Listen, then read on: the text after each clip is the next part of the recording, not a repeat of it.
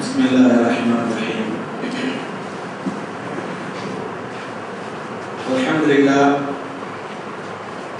الحمد لله نحمده ونستعينه ونستغفره ونؤمن به ونتوكل عليه ونعوذ بالله من شرور انفسنا ومن سيئات اعمالنا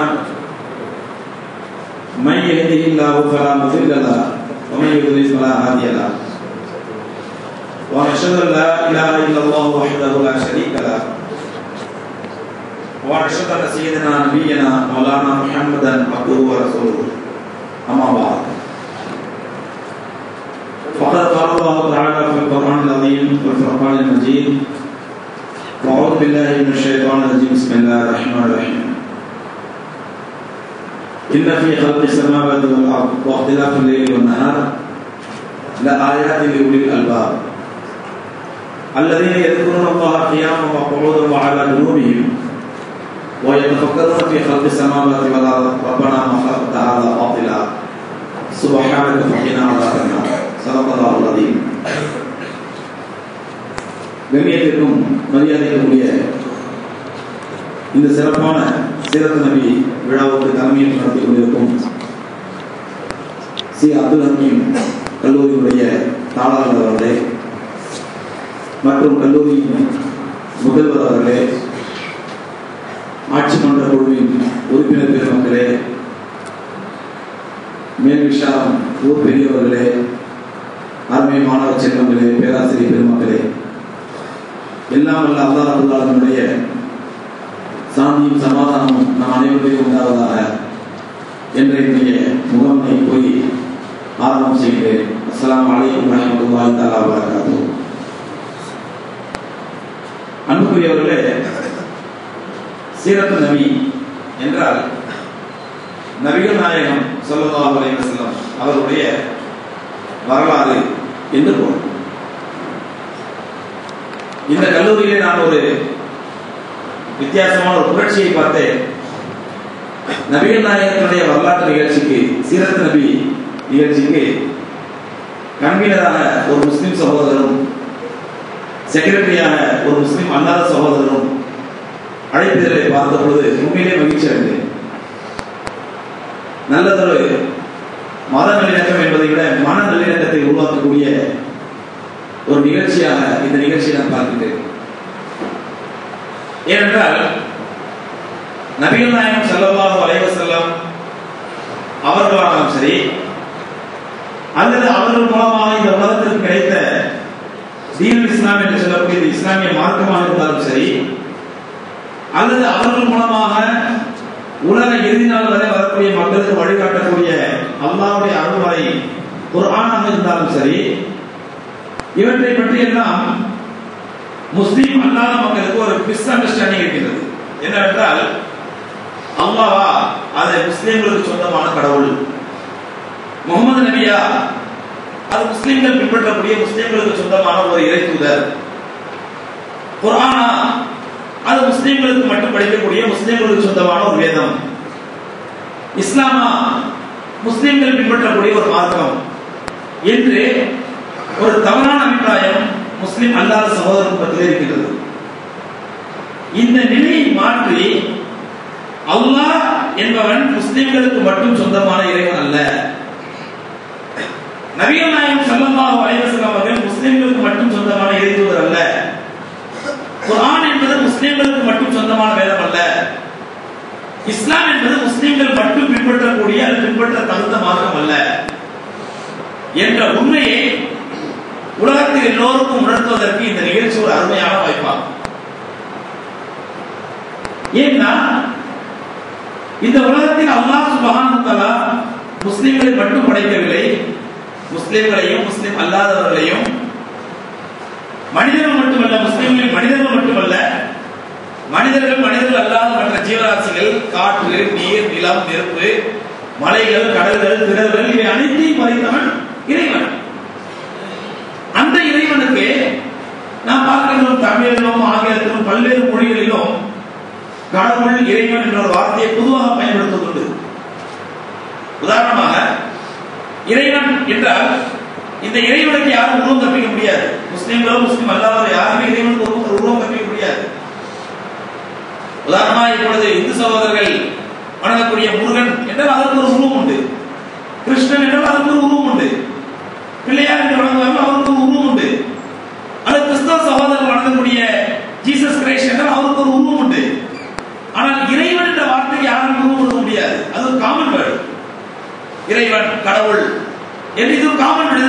இது ஆணோ பெண்ணோ அல்லது இது ஒருவரோ அல்லது பலரோ அல்லது ஒருமையோ பன்மையோ அல்லது இறைவன் என்பது முஸ்லிம்களுக்கு சொந்தமானவர்கள், கிறிஸ்தவர்களுக்கு சொந்தமானவர்கள், இந்துக்கள் அப்படி எதுவுமே கிடையாது. இறைவன் என்பது காமன் வேர்டு. அதே மாதிரி ஆங்கிலத்தில் காட், ஆங்கிலத்தில் காட் என்று சொல்லுவோம். இந்த காட் என்று சொல்வது ஒரு காமன் வேர்டு, ஒரு பொதுவான வார்த்தை. இது எந்த கடவுளையும் குறிப்பிட்டு சொல்லக்கூடிய வார்த்தை அல்ல. இதே மலையாளத்தில் தம்புரான் என்று சொல்வார்கள். தம்புரான் இது ஒரு காமன் வேர்டு. தெலுங்கிலே தேவடி என்று சொல்வார்கள். இப்படி ஒவ்வொரு பாஷையிலும் ஒரு வார்த்தை உண்டு, இறைவனை குறிக்கக்கூடிய வார்த்தை. அந்த வார்த்தை ஒரு தனிப்பட்ட உருவத்தையோ தனிப்பட்ட ஒரு ஷக்லையோ அல்லது தனிப்பட்ட ஒரு மனிதரையோ அல்லது தனிப்பட்ட ஒரு உருவ அமைப்பையோ குறிக்கக்கூடிய வார்த்தை அல்ல. அது ஒரு காமன் வேர்டு, பொதுவான வார்த்தை. இதே போன்ற ஒரு பொதுவான வார்த்தை தான் எப்படி தமிழிலே இறைவன் என்று சொல்கிறோம், ஆங்கிலத்தில் காட் என்று சொல்கிறோம், உருதுவிலே குதா என்று சொல்கிறோம், மலையாளத்திலே தம்புரான் என்று சொல்கிறோம், தெலுங்கிலே தேவன் என்று சொல்கிறோம். இதே போன்ற வார்த்தை தான் அரபியிலே அல்லாஹ் என்று சொல்லக்கூடிய வார்த்தை. இந்த அல்லாஹ் என்று சொல்லக்கூடிய வார்த்தை இருக்கிறது. இதுவும் தனி ஒரு உருவத்தை குறிக்கக்கூடிய வார்த்தை அல்ல, ஒரு சக்தியை குறிக்கக்கூடிய வார்த்தை அல்ல. அல்லது அல்லாஹ் என்ற ஒரு வார்த்தை ஒரு தனி நபரை ஒரு பொருளை குறிக்கக்கூடிய வார்த்தை அல்ல. எப்படி இறைவன் என்பது ஒரு காமன் வேர்டோ, காட் என்பது ஒரு காமன் வேர்டோ, குதா என்பது ஒரு காமன் வேர்டோ அல்லது தம்புரான் தேவன் என்பதெல்லாம் ஒரு காமன் பொதுவான வார்த்தையோ, அது போன்று அல்லாஹ் என்பது ஒரு காமன் வேர்டு, ஒரு பொதுவான வார்த்தை. அல்லாஹ் என்பது தனி மனிதரை, தனி ஒரு சக்தியை, ஒரு தனி ரூபத்தை குறிக்கக்கூடிய வார்த்தை அல்ல. எல்லோருக்கும் பொதுவான இறைவனை அரபிலே குறிக்கக்கூடிய வார்த்தை தான் அல்லாஹ் என்று சொல்லக்கூடிய வார்த்தை. அப்படி என்றால் ஏன் அல்லாஹ் என்று சொல்ல வேண்டும்? காட் என்று சொல்லலாமே, பகவான் என்று சொல்லலாமே, தம்புரான் என்று சொல்லலாமே, இறைவன் என்று சொல்லலாமே. ஏன் அல்லாஹ் என்று சொல்ல வேண்டும்? அருமை சகோதரர்களே, இறைவன் நம்மை எல்லோரையும் படைத்த இறைவன். முஸ்லிம்கள், முஸ்லிம் அல்லாதவர்கள், அதே போன்று தேவர்கள், வானவர்கள், விலங்குகள், மீன்கள், பறவைகள், இந்த அனைத்து படைப்புகளையும் படைத்த எல்லோரையும் படைத்த இறைவன் அவன் ஆணும் அல்ல பெண்ணும் அல்ல. அவனுக்கு ஒரு பன்மை கிடையாது, அவனுக்கு தாய் தந்தை கிடையாது, அவன் பெற்றோர் கிடையாது, ஒன்றும் கிடையாது. அல்லாஹ் இறைவனை குறிக்கக்கூடிய இந்த அனைத்து அம்சங்களையும் உள்ளடக்கிய வார்த்தை தான் அல்லாஹ் என்பது. உதாரணம் ஆங்கிலத்தில் காட் என்றால் அதில் ஃபீமேல் காடஸ் என்று சொல்லலாம், பெண் கடவுள் ஆண் கடவுள் என்று பிரிக்க முடியும். ஆனால் அல்லாஹ் என்ற வார்த்தைக்கு ஃபீமேல் கிடையாது, பெண்பால் வார்த்தை கிடையாது. அதே மாதிரி குதா என்ற உருது வார்த்தைக்கு அது காமன் வேர்டு. ஆனால் அந்த குதாயே கடவுள்கள் என்று சொல்லக்கூடிய பன்மை கிடைக்கும். ஆனால் அல்லாஹ் என்ற வார்த்தைக்கு பன்மை கிடையாது. இறைவன் காமன் வேர்டு தான். ஆனால் இறைவன் என்ற காமன் வேர்டுல இறைவன்கள், கடவுள்கள் சொல்ல முடியும். ஆனால் அல்லாஹ் என்ற வார்த்தைக்கு பன்மை கிடையாது. ஆக இப்படி பெண்பால் ஆண்பால் என்ற வேறுபாடோ ஒருமை பன்மை என்ற வேறுபாடோ இல்லாத ஒரு பொருத்தமான வார்த்தை என்பதனால்தான் அல்லாஹ் என்ற வார்த்தையை இறைவன் தனக்கு தடை சூட்டிக் கொண்ட வார்த்தை. அல்லாஹ் என்ற வார்த்தை தான் அரபியை தவிர அந்த அல்லாஹ் என்ற இறைவன் அரபு மக்களுக்கு சொந்தமானவன் அல்ல, அல்லது முஸ்லிம்களுக்கு சொந்தமானவன் அல்ல. எல்லா மக்களையும் படைத்தவன் அந்த அல்லாஹ் தான். எல்லோருக்கும் சொந்தமானவன் அந்த அல்லாஹ் தான். எல்லோரான வணங்க தகுதியானவன் அந்த அல்லாஹ் தான். எதற்காக இந்த செய்தியை சொல்கிறேன் என்றால், அந்த அல்லாஹ்வால் உலகத்திற்கு அனுப்பப்பட்ட இறுதி தூதர், அந்த அல்லாஹ்வால் உலகத்திற்கு அனுப்பப்பட்ட கடைசி தூதர் தான் முஹம்மது நபிகள் நாயகம் ஸல்லல்லாஹு அலைஹி வஸல்லம் அவர்கள். அதனால சொன்னேன், எப்படி அல்லாஹ் பொதுவானவனோ, அல்லாஹ் ஒரு சாராருக்கு மட்டும் சொந்தமானவன் இல்லையோ, அதுபோன்று முஹம்மது நபிகள் நாயகம் ஸல்லல்லாஹு அலைஹி வஸல்லம் அவர்களும் அரபு மக்களுக்கு மட்டும் சொந்தமானவர்கள் அல்ல, அல்லது முஸ்லிம்களுக்கு மட்டும் சொந்தமானவர்கள் அல்ல. உலகத்தில் உள்ள எல்லா மனிதர்களுக்கும் வழிகாட்டுவதற்காக அல்லாஹ்வால் அனுப்பப்பட்ட இறுதி தூதர் தான் நபிகள் நாயகம் ஸல்லல்லாஹு அலைஹி வஸல்லம் அவர்கள். அதனால்தான் நான் இங்கு படிக்கக்கூடிய அப்துல் ஹக்கீம் கல்லூரியிலே படிக்கக்கூடிய முஸ்லிம் அல்லாத சகோதரத்திலே நான் கேட்டுக்கொள்வது என்னவென்றால், இந்த மா மனிதரை பற்றி நீங்கள் தெரிந்து கொள்வதற்கு இந்த கல்லூரி வாழ்க்கையை ஒரு நல்ல வாய்ப்பாக பயன்படுத்திக் கொள்ள வேண்டும். எப்படி இந்த கல்லூரியிலே நீங்கள் ஒரு பிகாமோ பிஎஸ்சியோ அல்லது எம்எஸ்சியோ எம்காமோ அல்லது கெமிஸ்ட்ரியோ அல்லது ஜுவாலஜியோ பயாலஜியோ படிக்கின்றீர்களோ அதோடு சேர்த்து நீங்கள் உங்கள் கொள்ள வேண்டும். அதனால ஆரம்பத்தில் சொன்னேன், இன்று உலகத்திலே அறிஞர் பெர்னார்ட் ஷா சொன்னார், Islam is the misunderstood religion. உலகத்திலேயே மிகவும் தவறாக புரிந்து கொள்ளப்பட்ட ஒரு மார்க்கம் இருக்கிறது என்றால் இஸ்லாம் தான். உலகத்தால் பல பகுதி மக்களால் பல்வேறு தரப்பு மக்களால் தவறாக புரிந்து கொள்ளப்பட்ட மார்க்கம் இஸ்லாம், மிஸ் அண்டர்ஸ்டுட் ரிலிஜியன். ஏன் சொன்னா இஸ்லாத்தை பொறுத்தவரையிலே இஸ்லாம் வளர்ந்துவிடக்கூடாது, இஸ்லாம் மக்களுடைய வாழ்க்கையாக ஆகிவிடக் கூடாது என்பதிலே உலகளாவிய கங்கணம் கட்டி செயல்படக்கூடிய இஸ்லாத்தை தன்னுடைய முதல் எதிரியாக ஆக்கிக் கொள்வதாக என்றால் இன்றைய உலகத்தில் இருக்கக்கூடிய யூதர்கள். இந்த யூதர்கள் அவர்களிடத்தில் இருக்கக்கூடிய மீடியா பவர், அவர்களிடத்தில் இருக்கக்கூடிய ஆட்சி பவர் அல்லது அவர்களிடத்தில் இருக்கக்கூடிய பொருளாதார பலம், இதை வைத்து இஸ்லாத்தை பற்றி தவறான செய்திகளையும் தப்பான செய்திகளையும் அவதூறு பிரச்சாரங்களையும் தங்கள் மீடியாக்கள் மூலமாக உலகம் முழுவதும் பரப்பி பரப்பி பரப்பி அதனால் இஸ்லாம் என்றாலே ஒரு தவறான மார்க்கம், ஒரு தீவிரவாத மார்க்கம், இஸ்லாம் என்றாலே ஒரு மோசமான மார்க்கம், முஸ்லிம்கள் எல்லாம் ஒரு காட்டு பிராண்டிகள் என்ற ஒரு தவறான கொள்கையை பரப்பி விட்டதனால் குறிப்பாக இங்கு படிக்கக்கூடிய முஸ்லிம் அல்லாத சகோதரர்களுக்கு ஒரு அருமையான வாய்ப்பு உங்களுக்கு கிடைத்திருக்கிறது.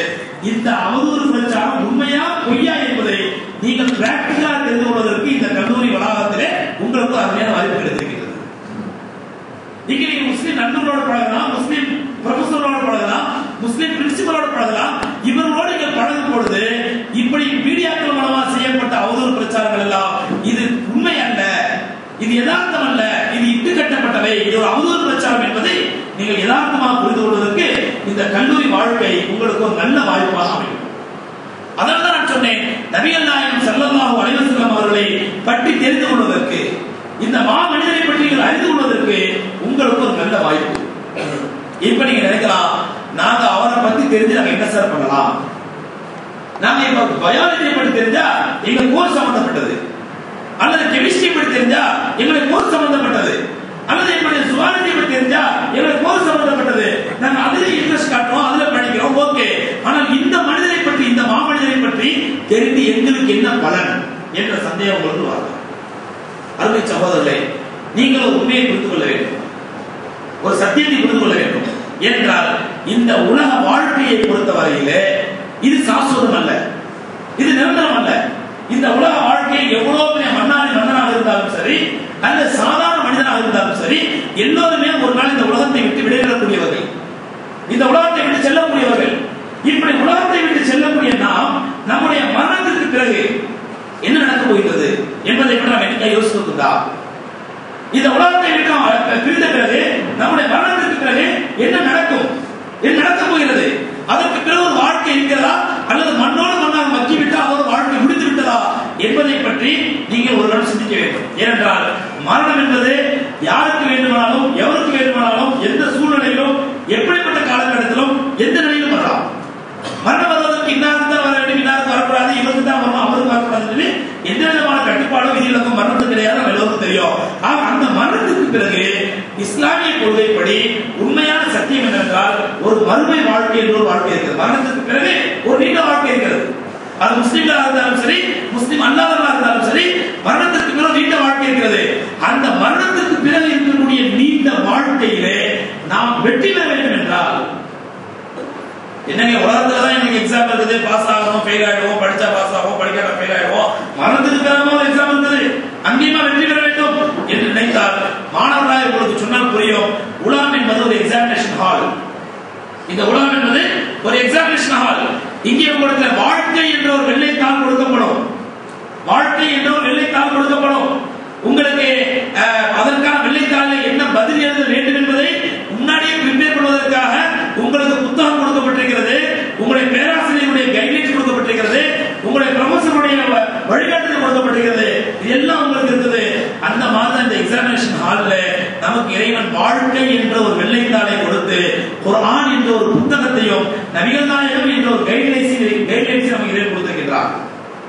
குர்ஆன் என்ற புத்தகத்தை படித்து நபிகள் நாயகம் என்ற ஒரு ஆசிரியரை முன்வைத்து அவர்கள் கற்றுத்தந்த வழிமுறைப்படி எதை கற்றுக்கொண்டோமோ அதனுடைய வாழ்க்கை என்ற வெள்ளைத்தாளிலே எழுதினால் இந்த எக்ஸாமினேஷன் ஹால்ல நீங்க 2 மணி நேரமோ 2.5 மணி நேரமோ 3 மணி நேரமோ கழிக்கக்கூடிய அங்க எப்படி உங்களுடைய பிஹேவியர், உங்களுடைய திறமை அல்லது உங்களுடைய ஸ்கில்ஸ் இதை நீங்க எப்படி அந்த 3 மணி நேரத்துல ப்ரூவ் பண்ணுமோ அப்படி ப்ரூவ் பண்ணீங்கன்னா அதோட ரிசல்ட்டை நீங்க எக்ஸாமினேஷன் ஹால் வெளியே போய் பார்க்கலாம். அதே மாதிரி இந்த உலக வாழ்க்கை ஒரு எக்ஸாமினேஷன் ஹால் இருந்தா இந்த உலக வாழ்க்கைக்கு பிறகு மறுமை வாழ்க்கை இருக்கிறது. அந்த மறுமை வாழ்க்கையில் தான் இந்த உலக வாழ்க்கையில எக்ஸாம் ஹால்ல எழுதின அந்த தாருல் இம்திஹான் என்று சொல்லக்கூடிய அந்த எக்ஸாமினேஷன் ஹால்ல எழுதின அந்த பரீட்சையினுடைய ரிசல்ட் நமக்கு மறுமை வாழ்க்கையில தெரியும். சரி சார், நான் ஒரு முறை தோத்துட்டேன், ஒரு முறை ஃபெயில் ஆயிட்டேன், அல்லது அரியர்ஸ் வச்சுட்டேன், ஒரு பேப்பர் மிஸ் பண்ணிட்டேன், நான் அடுத்த செமஸ்டர்ல எழுதிக்கலாம், அடுத்த வருஷம் எழுதிக்கலாம். இப்ப நான் ஒரு கிளாஸ் ஒழுங்கா போகல, அல்லது கட்டடிச்சேன், அல்லது ப்ரொஃபசர் சொல்றது கவனிக்கல, அதனால மிஸ் பண்ணிட்டேன், ஃபெயில் ஆயிட்டேன், அடுத்து எழுதி அவன் பாஸ் ஆயிடலாம். ஆனால் அந்த மரண வாழ்க்கையில, மரணத்துக்கு பிறகு உள்ள மறுமை வாழ்க்கையில அரியர்ஸ் என்பது வைக்க முடியாது. ஒரு ஃபெயில் ஆயிட்டா அவ்வளவு முடிஞ்சு போச்சு, நிரந்தரமான ஃபெயிலியர் தான் அங்க. அதே மாதிரி ஒன்ஸ் பாஸ் ஆயிட்டா முடிஞ்சு போச்சு, நிரந்தரமான வெற்றி தான் அங்க. இங்க மாதிரி நமக்கு வெற்றியும் தோல்வி மாறி மாறி கிடையாது. கொஞ்சம் ஃபர்ஸ்ட் இயர் ஃபெயில் ஆவாரு, செகண்ட் இயர் நல்லா பாஸ் ஆயிடுவாரு. ஃபர்ஸ்ட் இயர்ல அரியர்ஸ் சொல்வாரு, செகண்ட் இயர்ல பாஸ் ஆயிடுவாரு. செகண்ட் இயர்ல அரியர்ஸ் சொல்வாரு, தேர்ட் இயர்ல பாஸ் ஆயிடுவாரு. இல்ல செகண்ட் இயர்ல எல்லாமே பாஸ் பண்ணுவாரு, எல்லா சப்ஜெக்ட் பாஸ் ஆயிடுவாரு. தேர்ட் இயர்ல அரியர்ஸ் சொல்வாரு, அந்த தேர்ட் இயர் அரியர்ஸ் ஃபோர்த் இயர்ல முடிக்கலாம், அல்லது முடிச்ச பிறகு காலேஜுக்கு போனதுக்கு பண்ணலாம், முடிக்கலாம். ஆனால் இந்த அரியர்ஸ் பிரச்சனையோ இப்ப ஃபெயில் ஆயிட்டோம் அப்புறம் பாஸ் ஆகிக்கலாம் என்ற பிரச்சனை மறுமை வாழ்க்கையில் கிடையாது. அந்த மறுமையிலே நாம் நிரந்தர வெற்றி அடைய வேண்டும் என்றால் அருமை சகோதரர்களே, நாம் உலகத்திலே ஒரு மனிதனாக வாழ கற்றுக்கொள்ள வேண்டும்.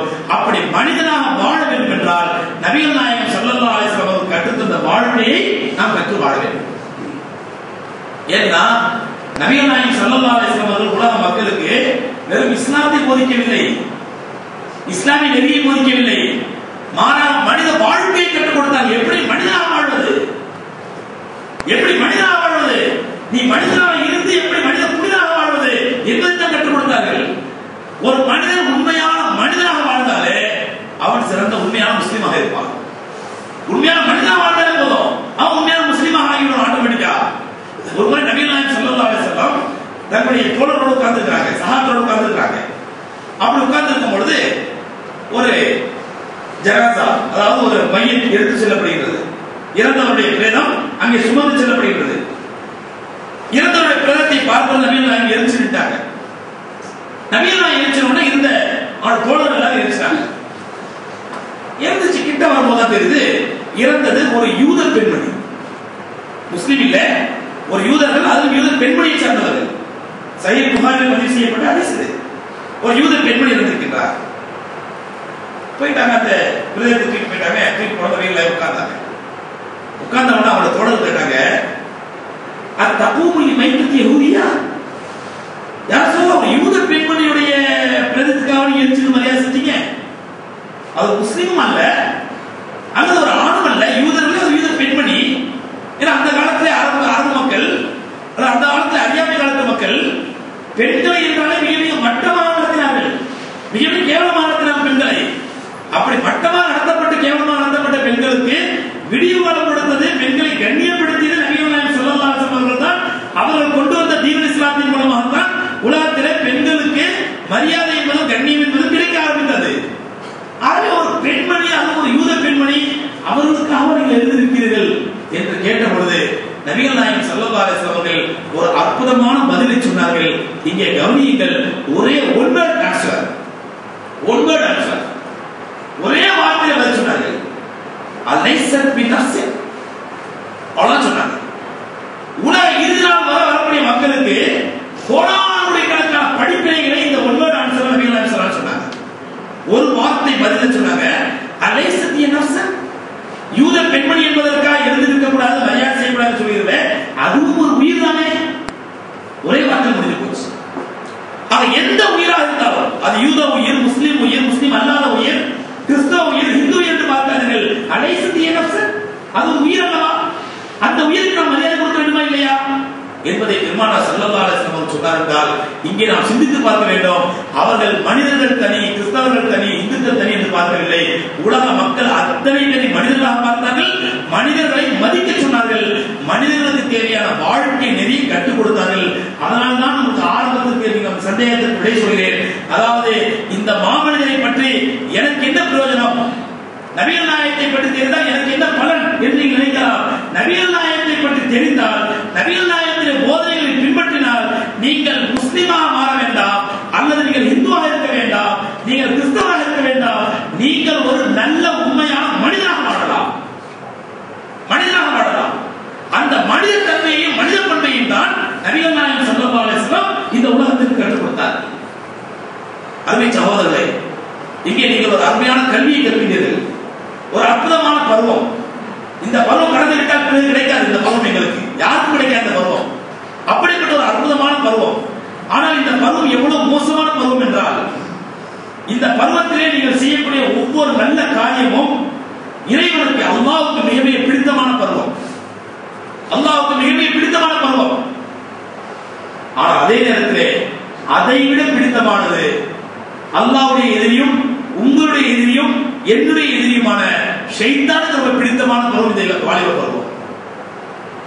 உங்களை வழிகெடுத்து, உங்களையும் என்னையும் அது உலக மக்கள் அத்தனையும் வழிகெடுத்து நரகத்திலே கொண்டு போய் சேர்க்க வேண்டும் என்பது ஷைத்தானுடைய திட்டம், சூழ்ச்சி. அவன் இறைவனுக்கு சவால் எடுத்துக் கொண்டிருக்கிறான். இந்த மனிதர்களை வழிகெடுத்து நரகத்திலே கொண்டு போய் சேர்ப்பேன் என்று இறைவன் அந்த ஷைத்தானுக்கு பதிலளித்தார். எதுவரை இந்த மனிதர்கள் என்னுடைய கட்டளையையும் என்னுடைய நபிகள் நாயகம் ஸல்லல்லாஹு அலைஹி வஸல்லம் போதனைகளை பின்பற்றி நடப்பார்களோ அதுவரை இவர்களை உன்னால் ஒன்றும் செய்ய முடியாது. அப்படி சவால் எடுத்துவிட்டு வந்த ஷைத்தான், குறிப்பாக வாலிப பருவத்திலே, இளைஞ பருவத்திலே அந்த ஷைத்தானுடைய உந்துதல், ஷைத்தானுடைய அந்த தூண்டுதல் மிக வேகமாக இருக்கும். இதை நீங்க ஒரு எனர்ஜி பவர் சொல்லுவோம்.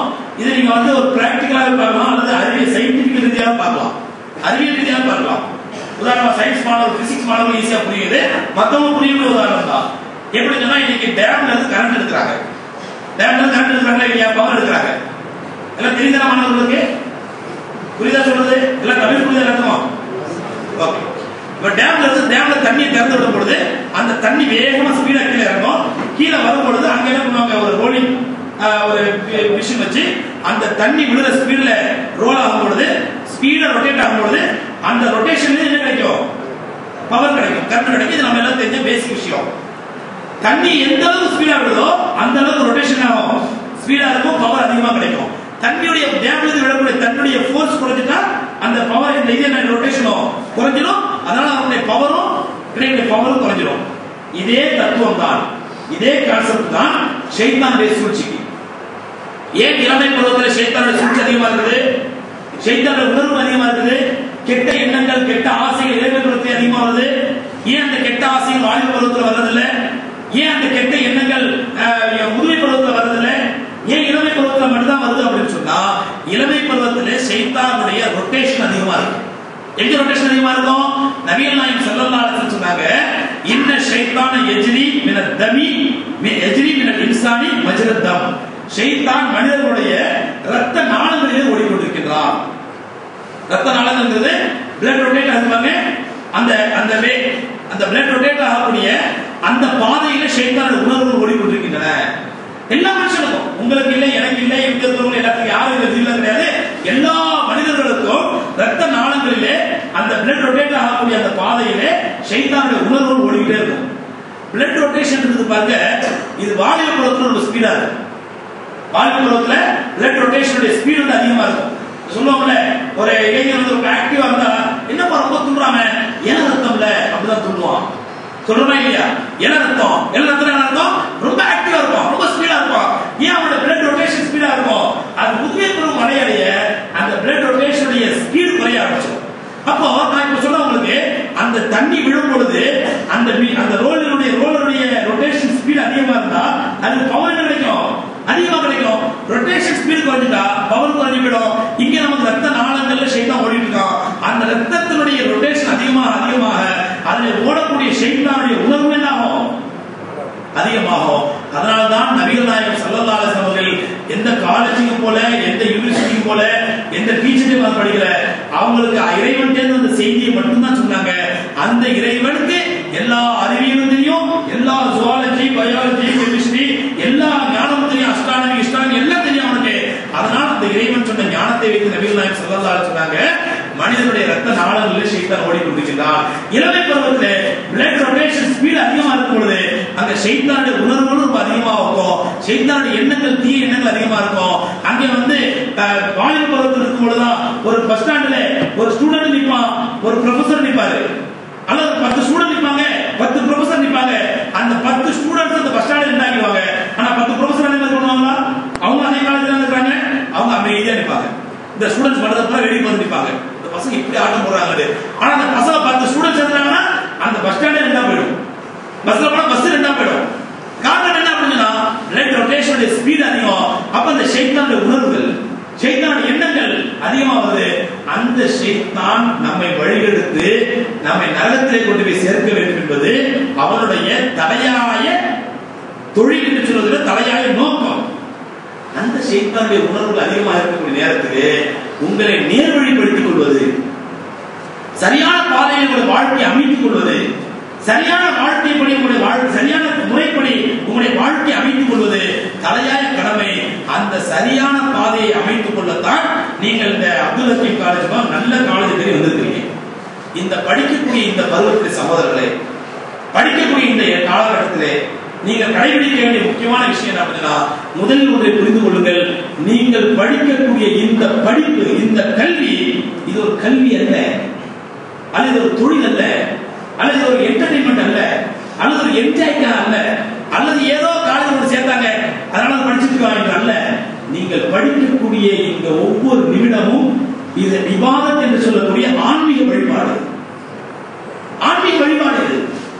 ஏனென்றால் இறைவன் தன்னுடைய திருமறையில் குர்ஆனில் சொல்கிறான், இன்ன ஃபீ ஹல்கி ஸமாவாத்தி வல் அர்த் வக்திலாஃபில் லைலி வன் நஹார். அல்லாஹ்விங்க இன்ன ஃபீ ஹல்கி ஸமாவாத்தி வல் அர்த், நாம் வானத்தையும் பூமியையும் படைத்திருப்பதிலும், வக்திலாஃபில் லைலி வன் நஹார், இரவும் பகலும் மாறி மாறி வருவதிலும், ல ஆயாத்தின் உலில் அல்பாப், அறிவுள்ள மக்களுக்கு அத்தாட்சிகள் இருக்கின்றன. இரவு பகல் மாறி மாறி வருவதை பற்றி படிச்சா அது பேர் என்னங்க? அது என்ன டிபார்ட்மெண்ட் சொல்லுங்க? அஸ்ட்ரானமி. அது அஸ்ட்ரானமி. இரவு பகல் மாறி மாறி வருவதை பற்றி படிக்கிறது வானவியல். அந்த அஸ்ட்ரானமியை படிப்பது இறைவன் சொல்கிறார், இன்னபி ஹப்தி சமாவாத்தி வல்லார், வானம் பூமி, நாம் வானத்தை பூமியை படைத்திருக்கிறோமே, இதை பற்றி படிப்பது. வக்திலாஃபில் லைலி வன் நஹார், வானம் இரவு பகல் மாறி மாறி வருவதை பற்றி படிப்பது, இரவு பகல் மாறி மாறி வருவதை பற்றி படிப்பது அஸ்ட்ரானமி. பூமியை பற்றி படிப்பது ஜியோகிராஃபி. இப்படி ஒவ்வொரு விஷயத்தையும் ஒவ்வொரு டிபார்ட்மெண்ட்டையும் நீங்கள் ஆராய்ந்து படிப்பீர்கள் என்றால் இன்னமே தாலிகல் ஆயாத்தில் உலில் அல்பாப், விளங்கக்கூடிய மக்களுக்கு, அறிவுள்ள மக்களுக்கு இதில் அத்தாட்சிகள் இருக்கின்றன. நீங்க படிக்கிறதை பற்றி அஸ்ட்ரானமியை பற்றி, நீங்கள் படிக்கிறது ஜுவாலஜியை பற்றி, நீங்கள் படிப்பது கெமிஸ்ட்ரியை பற்றி, நீங்கள் படிப்பது பொருளியை பற்றி, நீங்கள் படிப்பது ஜியோகிராஃபியை பற்றி. ஆனால் அந்த படிக்கக்கூடிய படிப்பிலே என்ன இருக்கிறது? இறைவன் சொல்கிறான் அத்தாட்சி இருக்கின்றது. என்ன அத்தாட்சி? என்ன அத்தாட்சி? இந்த வசனத்தை கவனிக்கிறேன்னு சொல்றத குர்ஆன்ல சொல்ற சூரத் ஆல இம்ரான்ல என்ன அத்தாட்சி? அதை நீங்கள் உற்று நோக்கி ஆராயும் பொழுது அல்லதீன யذ்குரூன அல்லாஹ கியாமம் வ குஊதன் வ அலா ஜுனூபிஹிம். நீ அஸ்ட்ரானமியோ ஜுவாலஜியோ பாட்டனியோ அல்லது ஜியோகிராஃபியோ அல்லது கெமிஸ்ட்ரியோ பிசிக்ஸையோ நீங்கள் ஆழ்ந்து படிக்கும் பொழுது, கூர்ந்து படிக்கும் பொழுது, நல்ல ஒரு ஆராய்ச்சி சிந்தனையோடு ரிசர்ச் மென்டாலிட்டியோடு நீங்கள் படிக்கும் பொழுது அந்த ஆராய்ச்சி சிந்தனை உங்களை எங்கே கொண்டு போய் சேர்க்கும் என்றால், நின்ற நிலையிலும் உட்கார்ந்த நிலையிலும் படுத்த நிலையிலும் அல்லாஹ்வை பற்றி யோசிக்க ஆரம்பிக்கிறீர்கள். இவ்வளவு அற்புதமான படைப்பை இறைவன் எப்படி படைச்சான்? ஏன்னா இன்னைக்கு நீங்க சயின்ஸ்ல படிப்பீங்க, பிக் பேங் தியரி படிச்சிருக்கீங்க. பிக் பேங் தியரி கேள்விப்பட்டீங்க தானே? சயின்ஸ் ஸ்டூடண்ட்ஸ் தெரியும் பிக் பேங் தியரி. இந்த உலகம் எப்படி உருவாச்சுன்னா, ஒரு பெரிய வெடிப்பு வெடிச்சது, திடீர்னு ஒரு பெரிய வெடிப்பு வெடிச்சது. அந்த வெடிச்ச உடனே அதுல இருந்து முதல்ல வந்து பிரைமரி நெபுலாவா இருந்துச்சு. அந்த பிரைமரி நெபுலா வெடிச்ச உடனே தான் அதுல இருந்து உலகம் பூமி தனியா பிரிஞ்சது. அதுல இருந்து அதுக்கப்புறம் மில்கி வே, சோலார் சிஸ்டம் அதெல்லாம் வந்துச்சு அப்படின்னு நீங்க உலகம் சொல்லக்கூடிய இன்னைக்கு அறிவியல் விஞ்ஞானம் சொல்லக்கூடிய உண்மை.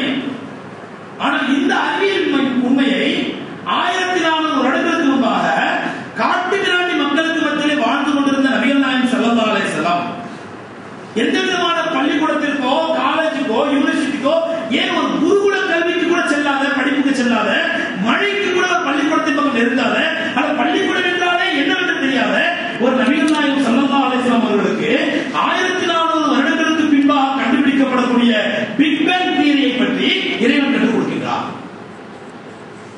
இறைவன் கற்றுக் கொடுக்கிறான். எப்படி கற்றுக் கொடுக்கிறான்? அவலம் யரல்லதீன கஃபரு, நபியே நீங்கள் இந்த இறை நிராகரிக்கக்கூடிய மக்களுக்கு பிரச்சாரம் செய்கிறீர்கள், அல்லாஹ்வுடைய மார்க்கத்தை எடுத்து சொல்கிறீர்கள், ஆனால் இவர்கள் நிராகரிக்கிறார்கள். இந்த நிராகரிக்கக்கூடிய மக்கள் விளங்கக்கூடாதா? அவலம் யரல்லதீன கஃபரு, இந்த நிராகரிக்கக்கூடிய மக்கள் பார்க்கக்கூடாதா? அன்ன சமாவாதி வல் அர்தி கானதா ரதகன், இந்த வானம் பூமி அனைத்துமே ஒரு பிரைமரி நெபுலாவாக இருந்தது, பிரைமரி நெபுலாவாக இருந்தது. ஃபஃபக்கலாஹுமா, நாம் தான் அதனை பிளக்கச் செய்தோம், நாம் தான் அதனை பிளக்கச் செய்தோம். இதெல்லாம் முதல்ல பிரைமரி நெபுலா என்று சொல்லக்கூடிய ரத்தகன், ரத்தகன் என்ற அளவிலே நெபுலா என்னவென்றே தெரியாத ஒரு பொருளாக இருந்தது. ஃபஃபக்கலாஹுமா, நாம் தான் அதை வெடித்து பிளக்கச் செய்தோம். இந்த வெடிப்பு கொள்கையை பிக் பேங் தியரி என்று சொல்லக்கூடிய இந்த விஞ்ஞான உண்மையை 1400 வருடங்களுக்கு முன்பாக நபிகள் நாயகம் ஸல்லல்லாஹு அலைஹி வஸல்லம் அவர்களுக்கு இறைவன் கற்றுக் கொடுக்கின்றார். இறைவன் கற்றுக் கொடுக்கின்றார். இப்படிப்பட்ட ஆராய்ச்சியை நீங்கள் ஆராயும் பொழுது வானத்தை பற்றியும் பூமியை பற்றியும் பிக் பேங் தியரியை பற்றியும் அல்லது ஜுவாலஜியை பற்றியும் கோடனையை பற்றியும் நான் கொஞ்சம் குர்ஆனுக்கும் அறிவியலுக்கும் உள்ள தொடர்பை பற்றி கொஞ்சம் பேச வச்சுங்களேன், உங்களுக்கு போர் அடிக்க ஆரம்பிச்சிடும். என்னங்க ப்ரொஃபசர் காலேஜில் கிளாஸ் ரூம்ல உட்காந்து அதை பத்தி பேசுறாங்க, கீதை பத்தியே பேசுறீங்களா அப்படி போர் அடிக்க ஆரம்பிச்சிடும் உங்களுக்கு. அதனால சிம்பிளா ஒரு சில உதாரணம் எக்ஸாம்பிள் பற்றி சொல்றேன், உங்களுக்கு ஒரு சில உதாரணம் பற்றி சொல்றேன். அப்ப இப்படி ஒரு நல்ல இளைஞன், நல்ல வாலிபன், நல்ல மாணவன் தன்னுடைய முழு அறிவையும் பயன்படுத்தி அந்த அறிவிலே கவனம் செலுத்தும் பொழுது அந்த கவனம் அவனை இறுதியில் எங்க தெரியுமா கொண்டு போய் சேர்க்கிறோம்? இதையெல்லாம் இறைவன் வீணா படைக்கல, இதெல்லாம் தானா உருவாக்க முடியாது, இதையெல்லாம் படைத்த ஒருத்தன் இருக்கிறான். ஒண்ணு இல்லைங்க, ஒரு பாலைவனத்துல போயிருக்கிறோம், ஒரு பாலைவனத்துல போயிருக்கிறோம், அங்க பார்த்தா அந்த பாலைவன மணல்ல கொஞ்சம் ஒட்டகை நடந்து போன மாதிரி தெரியுது. இதை பார்த்து என்ன சொல்லுவோம்? ஏதோ ஒட்டகை நடந்து போயிருக்கோம் முன்னாடி. இல்ல பீச் கடற்கரைக்கு மண்ணுக்கு போனோம், மெட்ராஸ் போயிருக்கீங்க, பீச்சுக்கு போயிருப்பீங்க, அந்த பீச்ல பார்த்தா அப்படியே மாடு சாணம் போட்ட மாதிரி மாடு சாணம் காஞ்சி கிடக்குது. அப்ப என்ன இருக்கணும்? இங்க ஏதோ ஒரு மாடு இருக்குது, இதுக்கு பெரிய ஆராய்ச்சி தேவையா? இது சாதாரண பேசிக்கான விஷயம், சாதாரண சிம்பிள் கூட தான் புரிஞ்சுக்கலாம். இங்க உட்கார்ந்து இருக்கிறோம், திடீர்னு ஏதோ புகை வருது, அந்த புகையை மோது பார்த்தோன்னே நீங்க கண்டுபிடிச்சிருக்கீங்க இது சிகரெட் புகையா, குப்பை புகையா, இல்ல வேற ஏதாவது எரிஞ்சு நாடுதா, இல்ல உயரதா எரிஞ்சு கண்டுபிடிச்சிருக்கா இல்லையா? இது சாதாரண விஷயம். எப்படி இதுக்கு என்ன பெரிய ஆராய்ச்சி பண்ணணும், கரண்ட பூரா பார்க்கணும், அப்பதான் கரண்ட் உயர் எரிஞ்சு தெரியும், தேவையில்லை.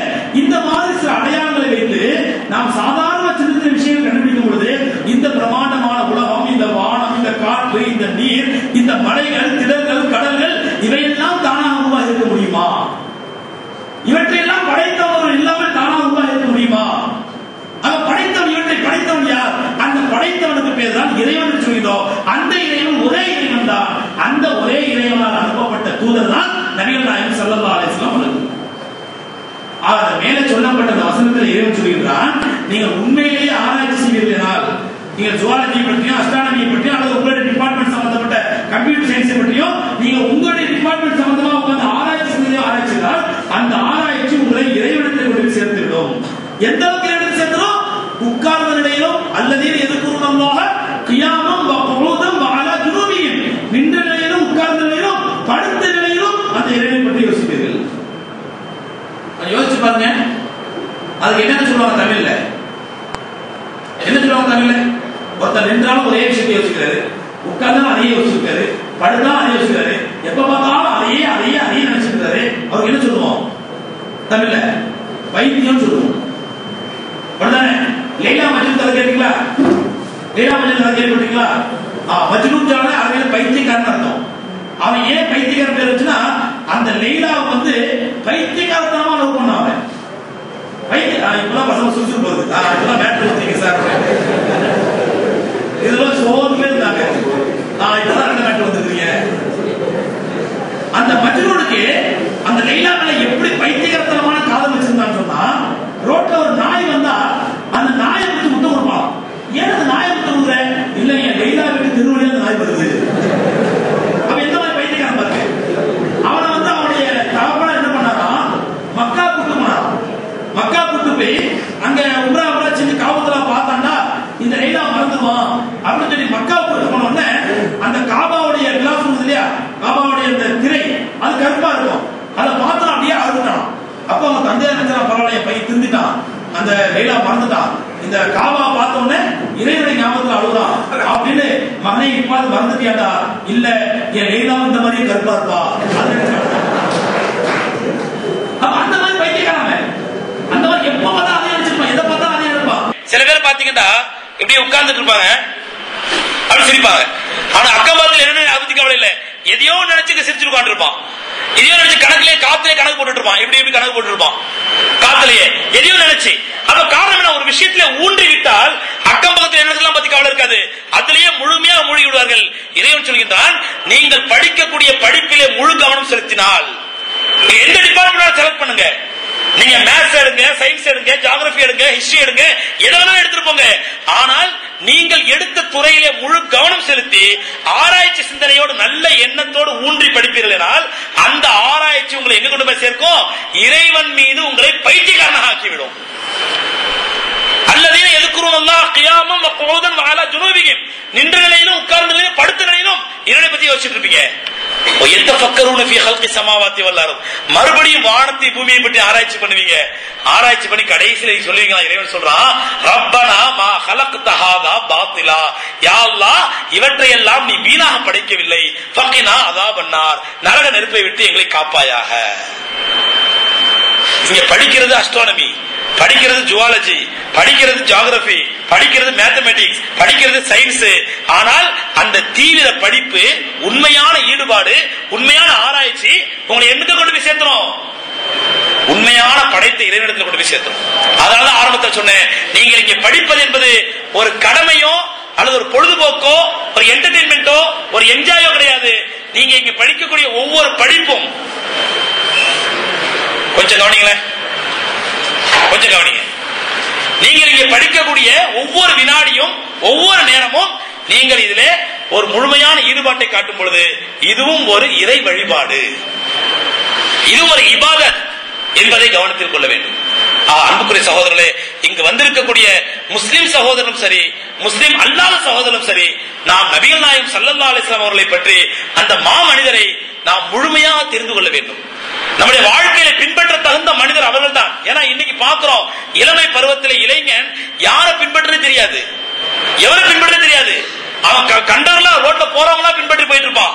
யாராவது சினிமா நடிகை கொஞ்சம் நாலு ஃபைட் போட்டா உடனே அவனை பார்த்து பின்பற்றிட்டு இருப்பான். பாக்குறோமா இல்லையா? ரோட்ல கார் பார்க்கிங் நிறுத்தி வச்சிருக்கான், ரோட்ல காரை ஓரமா நிறுத்தி வச்சிருக்கான். இவன் சும்மா இருக்க மாட்டானா, அந்த கார் கண்ணாடியில போய் நின்று ஒரு 5 நிமிஷம் தலைவாடுறான். தலைவாரி ஒரு 5 நிமிஷம் வாரி முடிச்சுட்டு திரும்ப கை வச்சு கலப்பு காய்ச்சிட்டு போயிட்டே இருக்கான். அப்ப எதுக்கு வாரினது? கார் கண்ணாடியில் 5 நிமிஷம் வாரிட்டு அதுக்கப்புறம் கையை வச்சு கலைச்சிட்டு போறான். என்னன்னு கேட்டா இதுதான் ஸ்டைலு. இது யாருடைய ஸ்டைலு? எவனோ கிறுக்கனுடைய ஸ்டைல் அது. ஏன்னா கிறுக்கன்னா வாரின தலையை கலைப்பான். அறிவாளி என்ன பண்ணுவான்? கலைச்சிருக்கிற தலையை வாடுறது அறிவாளுடைய வேலை. கலைஞ்சிருக்கிற தலையை சீப்பு வச்சு வாடுறது அறிவாளுடைய வேலை. வாரின தலையை கலைக்கிறது கிறுக்கனுடைய வேலை. அப்ப அந்த கிறுக்கனை பார்த்து நம்ம என்ன பண்றோம்? இதுதான் என் கிறுக்கனுடைய ஸ்டைலு. கண்ணியத்துடைய சகோதரர்களே, இளைஞர்களே, நீங்கள் யாருடைய ஸ்டைலையாவது பின்பற்ற வேண்டும் என்று ஆசைப்பட்டால், யாருடைய ஸ்டைலையாவது நான் ஃபாலோ பண்ண வேண்டும் என்று ஆசைப்பட்டால் அதற்கு ஒரே தகுதியானவர் நபிகள் நாயகம் ஸல்லல்லாஹு அலைஹி வஸல்லம் அவர்கள் மட்டும்தான். அவங்களுடைய ஸ்டைலை ஃபாலோ பண்ணுங்க. அவர்களுடைய ஸ்டைலை ஃபாலோ பண்ணால்தான் நீங்கள் மனிதனாக வாழ முடியும். மற்ற யாருடைய ஸ்டைலை ஃபாலோ பண்ணாலும் அவர்கள் உங்களை கிறுக்கன்களாகத்தான் ஆக்கி விடுவார்கள். கிறுக்கன் ஆக்கிடுவான் அவங்களை.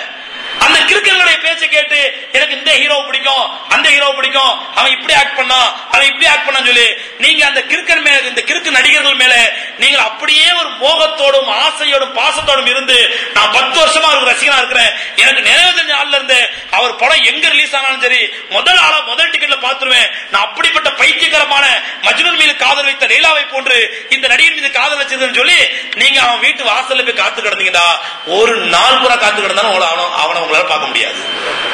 ஏறெடுத்து கூட பார்க்க மாட்டான் உங்களால. அவனோட ஆட்டோகிராஃப் கூட உங்களால வாங்க முடியாது. எந்த ஹெல்ப் உங்களுக்கு பண்ண மாட்டான். அப்படிப்பட்ட மனிதர்கள் பைத்தியக்காரத்தனமான ஒரு மீடியாக்கள்ல பார்த்துட்டு அது அவன் கேமராவை பார்த்த உடனே அவனுக்கு ஆக்ஷன் வந்துடும். சில அரசியல்வாதிகளுக்கு மைக்க பார்த்த உடனே பொய்யா கொட்டும். அவன் என்ன பேசுற மைக்க பார்க்கறத வாயில பொய்யா கொட்டும். அந்த மாதிரி அவனுக்கு ஒரு கேமராவை பார்த்த உடனே ஒரு ஆக்ஷன் பண்ணுவான். அந்த மாதிரி போலித்தனமான ஆக்ஷனை பார்த்து நீங்க நம்பாமல் உண்மையான ஆக்ஷனை பார்க்க வேண்டும் என்றால், உண்மையான ஒரு ஹீரோவை நீங்கள் பின்பற்ற வேண்டும் என்றால், யாராவது ஒரு ஸ்டைலை நீங்கள் ஃபாலோ பண்ண வேண்டும் என்றால் அந்த ஸ்டைல் நபிகள் நாயகம் ஸல்லல்லாஹு அலைஹி வஸல்லம் அவர்களுடைய ஸ்டைல் மட்டும்தான். அந்த ஸ்டைலை நீங்க ஃபாலோ பண்ணுங்க. அதுதான் உங்களுக்கு ஏற்ற ஸ்டைல். அதுதான் உலகத்திலேயே நம்மை மனிதனாக வாழ வைக்கும். மரணத்திற்கு பிறகு நம்முடைய வாழக்கூடிய வாழ்க்கையிலும் நமக்கு நிரந்தரமான வெற்றியை கொடுக்கும். அந்த நபிகள் நாயகம் ஸல்லல்லாஹு அலைஹி வஸல்லம் வாழ்க்கை வரலாற்றை முதல்ல நான் சொல்லிக் கொள்வது என்னவென்றால், முஸ்லிம் சகோதரர்களுக்கு, இங்க இருக்கக்கூடிய முஸ்லிம் மாணவர்களும் சரி, முஸ்லிம் ப்ரொஃபசர்களும் சரி, முதல்ல ரசூலுல்லாஹ்வுடைய வாழ்க்கையை நாம தெரிஞ்சு நம்முடைய வாழ்க்கையில பிராக்டிஸ் பண்ணணும். நம்முடைய வாழ்க்கையில பிராக்டிஸ் இல்லாத வகையில நம்மை பார்த்து முஸ்லிம் அல்லாத சகோதரர் எப்படி பிராக்டிஸ் பண்ணுவாங்க? நம்முடைய வாழ்க்கையில, முஸ்லிம்களுடைய வாழ்க்கையில முதல்ல நபிகள் நாயகம் ஸல்லல்லாஹு அலைஹி வஸல்லம் வாழ்க்கை வரலாறு அவங்களுக்கு தெரியணும். ஒவ்வொரு சுன்னத்தான விஷயங்களையும் தெரிஞ்சுக்கணும். ஒவ்வொரு சுன்னத்தான விஷயங்களை புரிந்து நம்முடைய வாழ்க்கையில ரசூலுல்லாஹ்வுடைய சுன்னத்தை ஃபாலோ பண்ணி நம்மோடு பழகக்கூடிய மாணவர்கள், நம்மிடத்தில் பயிலக்கூடிய மாணவர்கள், நம்மோடு நண்பர்களாக இருக்கக்கூடிய மாணவர்களுக்கு நபிகள் நாயகம் ஸல்லல்லாஹு அலைஹி வஸல்லம் வழிமுறைகளை கற்றுக் கொடுத்தால், எடுத்து சொன்னால், நிச்சயமாக முஸ்லிம் அல்லாத சகோதரர்கள் உண்மையான மனிதர்களாக வாழ்வதற்கு அவர்கள் நபிகள் நாயகம் ஸல்லல்லாஹு அலைஹி வஸல்லம் அவர்களை ஒரு முன்மாதிரியாக ஏற்றுக்கொள்வார்கள். ஆனா இன்னைக்கு பெரிய முசீபத் என்ன அப்படின்னு சொன்னா, முஸ்லிம்களே ரசூலுல்லாஹி ஸல்லல்லாஹு அலைஹி வஸல்லம் பத்தி தெரிஞ்சுக்கிறது இல்ல, நபி ஸல்லல்லாஹு அலைஹி வஸல்லம் போதனை என்னன்னு தெரிஞ்சுக்கிறது இல்ல, ரசூலுல்லாஹ்வுடைய சுன்னத் என்னன்னு தெரியறது இல்ல, தெரிஞ்சாலும் நாம அதை ஃபாலோ பண்றது இல்ல. அப்படியே நாம ஃபாலோ பண்ணா கூட நம்மோடு பழகக்கூடிய பயிலக்கூடிய மாணவ செல்வங்களுக்கு, இளைஞர் சமுதாயத்திற்கு நாம் எடுத்து சொல்வதில்லை. அப்படி எடுத்து சொல்லவில்லை என்றால் நிச்சயமா மறுமையிலே நிச்சயமா ரப்புல் ஆலமீன் அந்த முஸ்லிம் அல்லாத நம்மோடு பழகக்கூடிய முஸ்லிம் அல்லாத சகோதரனை விசாரிப்பான், முஸ்லிம் சகோதரனை விசாரிப்பான்.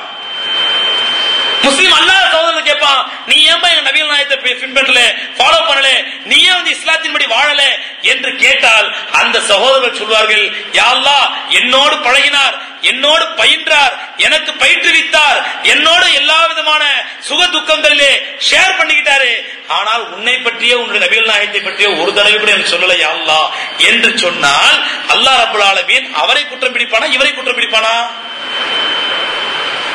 இஸ்லாத்தின்படி வாழாத முஸ்லிம் அல்லாத சகோதரி அல்லாஹ் குற்றம் பிடிப்பானா? இஸ்லாத்தை தெரிந்திருந்தும் சொல்லாத இந்த முஸ்லிமை அல்லாஹ் குற்றம் பிடிப்பானா? முஸ்லிமை தான் அல்லாஹ் குற்றம் பிடிப்பான். அருமை சகோதரர்களே, இந்த கல்லூரியை பொறுத்தவரையிலே அல்லாஹ் ரப்பல் ஆலமீன் ஒரு அற்புதமான அட்மாஸ்பியர், ஒரு அழகான மாஹோலை அல்லாஹ் ஏற்படுத்தியிருக்கிறார். முஸ்லிம்களும் முஸ்லிம் அல்லாத சகோதரர்களும் இணைந்து பழகக்கூடிய நல்லிணக்கத்தோடு வாழக்கூடிய நிலையை ஏற்படுத்தியிருக்கிறார். இந்த நல்லிணக்கம் தொடர்ந்து விடக்கூடாது, இந்த நல்லிணக்கத்தை குலைத்து விட வேண்டும், இப்படிப்பட்ட நல்லிணக்கத்தை பாழாக்கி விட வேண்டும் என்று இளைஞர் சமுதாயத்துடைய அடி மனதிலேயே, அதாவது பிஞ்சு உள்ளங்களிலேயே நஞ்சை ஏற்படுத்துவதற்கு ஒரு மிகப்பெரிய தீய சக்திகள் வெளியே வேலை செய்து கொண்டிருக்கின்றார்கள்.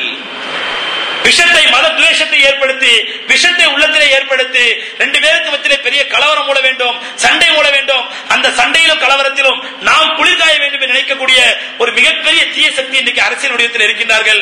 அவர்கள் மாணவ பருவங்களிலே மாணவர்களை தேர்ந்தெடுத்து மாணவர்கள் மத்தியிலே அந்த விருட்சத்தை ஏற்படுத்தி மாணவர்கள் மத்தியிலிருந்தே அந்த துவேஷத்தை உருவாக்க வேண்டும் என்று திட்டமிடுகிறார்கள்.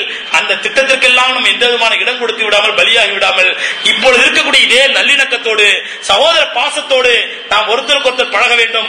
குறிப்பாக கல்வி பயிலக்கூடிய மாணவர்கள், நீங்கள் பயிலக்கூடிய நேரத்தை நீங்க பாதி நேரம் கிளாஸ்ல இருந்தோம், பாதி நேரம் கட்டு அடிச்சோம், வெளியே போனோம், என்ஜாய் பண்ணோம், ஜாலி பண்ணோம் என்று இருந்தீங்கடா, அதற்கு அப்புறம் நீங்க கல்யாணம் முடிஞ்சு புள்ள குட்டி தான் பெருத்த பிறகு, அடடா நான் அப்துல் ஹக்கீம் காலேஜ்ல படிச்ச நேரத்தை வீணாக்கிட்டேனே, அதனால சார் இப்போ மறுபடியும் எனக்கு வந்து அட்மிஷன் கொடுப்பீங்களா? இங்க அட்மிஷன் கிடைக்காது.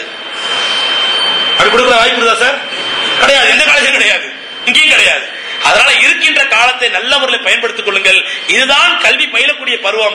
இந்த பருவத்திலே கல்வி பயின்று ஷைத்தானுடைய எந்த விதமான சூழ்ச்சிக்கு இடம் கொடுத்து விடாமல், நபிகள் உங்களுடைய நீங்கள் சார்ந்த துறையிலே ஆழ்ந்த அறிவை பெறுவதோடு நபிகள் நாயகம் ஸல்லல்லாஹு அலைஹி வஸல்லம் அவருடைய போதனையும் தெரிந்து அவர்களை உங்களுடைய வாழ்க்கையினுடைய ஹீரோவாக, முன்மாதிரியாக ஆக்கி நீங்கள் பின்பற்றி நடந்தால் உலகத்திலும் வெற்றி பெறலாம், மரணத்திற்கு பிறகு உள்ள வாழ்க்கை மறுமை வாழ்க்கையிலும் வெற்றி பெறலாம் என்ற நற்செய்தியை சொல்லி வாய்ப்பளித்தமைக்கு நன்றி கூறி விடைபெறுகிறேன்.